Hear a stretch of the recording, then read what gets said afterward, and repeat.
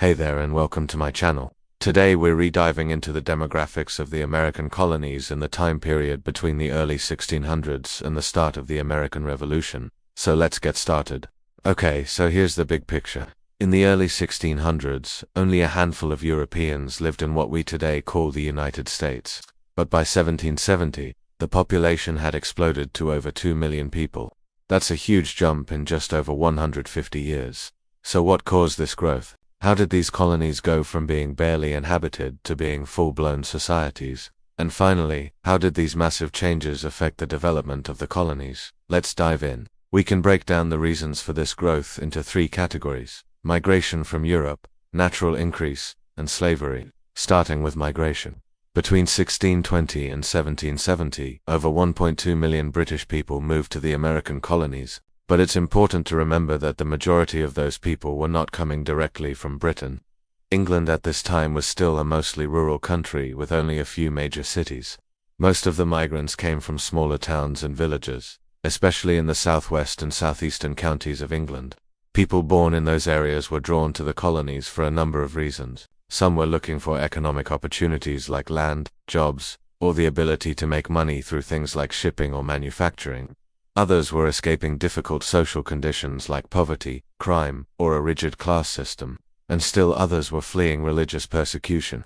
For example, the Puritans who settled in Massachusetts in the early 1620s were fleeing the Church of England. No matter the reason, these migrants brought with them the traditions, customs, and ideas that would shape early American culture. Next, we have slavery. As we've already discussed, the vast majority of slaves in the Americas were taken from Africa. During this time period, European colonizers captured Africans, many of whom had never even seen Europe, and transported them across the Atlantic Ocean to serve as forced labor in the colonies. Over 1.2 million Africans were transported to the Americas during the colonial period, with the vast majority ending up in what we today call the United States. It's important to note that slavery took a different form depending on the region. In the southern colonies like Virginia and South Carolina, slavery was tied to large plantations where enslaved people worked long hours picking cash crops like tobacco, rice, and indigo. Meanwhile, in the middle colonies like New York and Pennsylvania, slavery was more common in households and smaller businesses. But no matter where they lived, enslaved Africans faced brutal conditions, and their lives were defined by hard work and the constant threat of violence.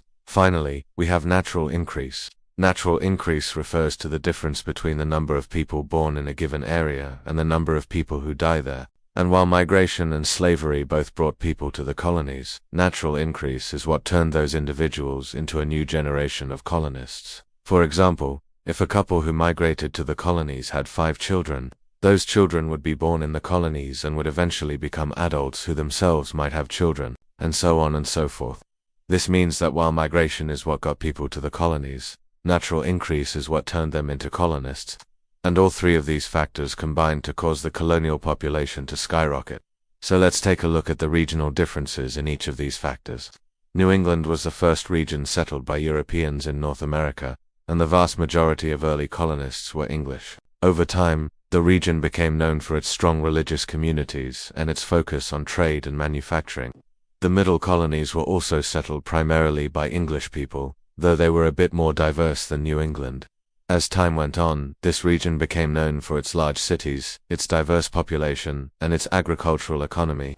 Finally, the southern colonies were settled by English people, but they also saw a large number of enslaved Africans. As you can imagine, this led to a very different kind of society than the other two regions. The southern colonies were characterized by their large plantations, their dependence on cash crops, and their reliance on slave labor. It wasn't just the composition of the colonies that changed over time, but also where people chose to live. Early on, most people settled near the coast because that's where they arrived.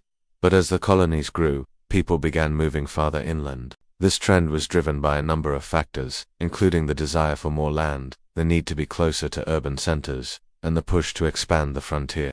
For example, as the coastal areas became more crowded and expensive, people began moving to the interior. They established new communities, cleared forests, and farmed the land. This movement also led to increased contact with Native American tribes, who had been living in the area for centuries. Sometimes this contact was peaceful and the colonists learned about the land from the Native Americans. Other times it was violent and the colonists were forced to defend themselves. But no matter the outcome, the movement to the frontier was a key part of colonial development. Another important trend to consider is how the population of the colonies changed over time.